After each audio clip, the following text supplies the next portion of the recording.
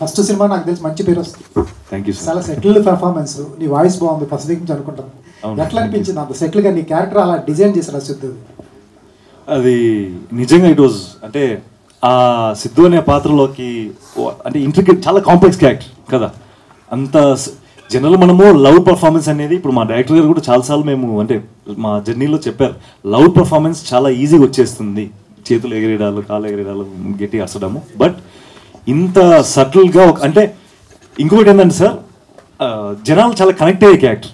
ఇప్పుడు నేను యాక్చువల్లీ మీరందరూ ఒక్కొక్కరు వచ్చి అసలు ఎక్స్పెక్ట్ చేయలేదండి ఇంత ఇంత రియలిస్టిక్గా ఇంత రిలేటబుల్గా ఉంది అసలు ఈ పాత్ర. అది నాకు చాలా సంతోషంగా ఉంది. ఇంకా ఐ మీన్ ఆయన రాసిన విధానము దాంతోపాటు మేము చేసిన హెల్ప్ కృషి బాగా అంత వర్కౌట్ అయిందని నా ఫీలింగ్ అండి. వెరీ శ్రీరామ్ గారు, ఫస్ట్ ఆఫ్ ఆల్ నేను ఎక్స్పెక్ట్ చేయలేదు ఇంత బాగుంటుందని చెప్పి. నార్మల్గా ఉంటుంది అనుకున్నాను కానీ మెస్మరైజ్ అయ్యా. థింగ్ ఏంటంటే సీతారామం, అందాల రాక్షసి ఇలాంటి క్లాసిక్ బ్లాక్ బస్టర్స్ ఎలా అయితే గుర్తుండిపోయాయో అలా అనిపించింది నాకు. Thank you so much. Thank you. So ప్రొడక్షన్లో నాకు చాలా క్వాలిటీ కనిపించింది. సో మీరు అనుకున్న దానికంటే ఎక్కువే ఖర్చు పెట్టారా?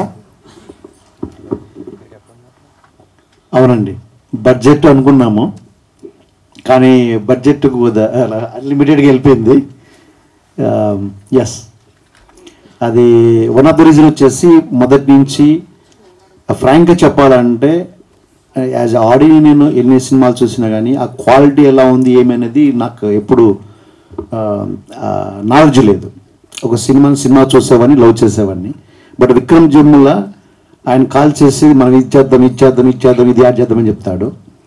ఎందుకు అంటే నాకు అతను ఒక రెఫరెన్స్ పంపించి చూపించేవాడు, చాలా బాగుంటుంది, సో చాలా బాగా అనిపిస్తుంది, గోయడ్ అంటాను.